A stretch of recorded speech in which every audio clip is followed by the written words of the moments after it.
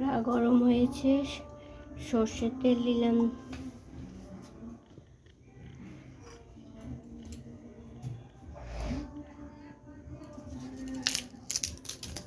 তেজপাতা দিলাম,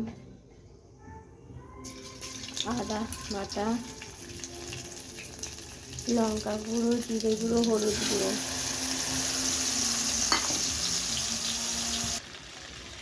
দেখো বন্ধুরা, মশলা কষানো হয়ে গেছে। আগে থেকে সেদ্ধ করা মটরটা দিয়ে দিলাম মশলাতে। আগে থেকে লঙ্কা আর জিরে ভেজে রেখেছিলাম, সেইটা দিয়ে দিলাম মশলাটা।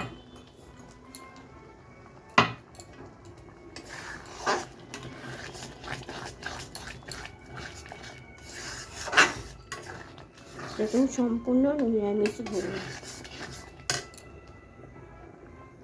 এইভাবে বানালে খেতে খুব স্বাদ হয়।